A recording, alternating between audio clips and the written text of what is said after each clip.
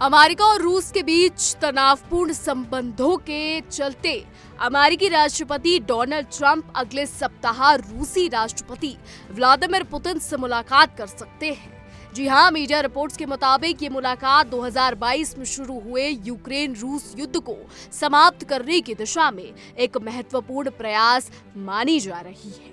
यदि ये बैठक होती है तो ये किसी मौजूदा अमेरिकी राष्ट्रपति और उनके रूसी समकक्ष के बीच युद्ध शुरू होने के बाद पहली आमने सामने की बातचीत होगी। व्हाइट हाउस की प्रेस सचिव कैरोलिन लेविट ने पुष्टि की कि रूस की ओर से ट्रंप से मिलने की इच्छा जताई गई है। उन्होंने कहा कि राष्ट्रपति ट्रंप पुतिन और यूक्रेन के राष्ट्रपति वोलोदिमीर ज़ेलेंस्की दोनों से मिलने को तैयार हैं। हालांकि इस संबंध में क्रेमलिन ने अब तक कोई आधिकारिक प्रतिक्रियाएं नहीं दी है। हालांकि इस प्रस्तावित मुलाकात को लेकर अमेरिकी विदेश मंत्री मार्को रूबियो ने थोड़ी सतर्कता बरती है। उन्होंने कहा कि अभी इस बैठक के लिए कई चरण बाकी हैं और ऐसी किसी भी वार्ता के सार्थक होने के लिए ठोस आधार की आवश्यकता होगी। उन्होंने आगे कहा कि ये अभी शुरुआती दौर है और कई बड़ी कूटनीतिक बाधाएं अभी शेष है।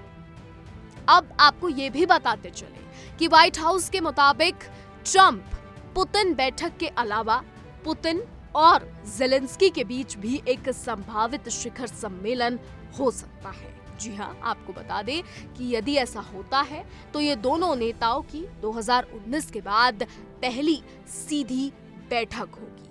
ट्रंप ने इस संबंध में कहा कि बहुत जल्द एक अहम बैठक होने की अच्छी संभावना है।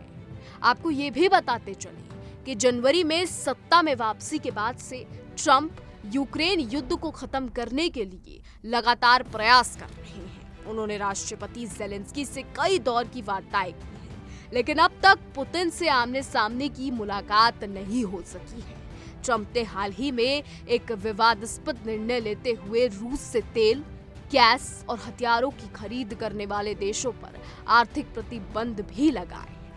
अब देखना ये होगा कि ट्रंप, पुतिन और ज़ेलेंस्की की ये मुलाकात क्या मोड़ लेकर आती है। अब देखना ये होगा कि जब ये तीनों मिलेंगे तो क्या होता है। फिलहाल रूस और यूक्रेन का जो युद्ध है वो जारी है, लेकिन इस बीच अमेरिका बहुत से देशों पर टैरिफ लगा रहा है।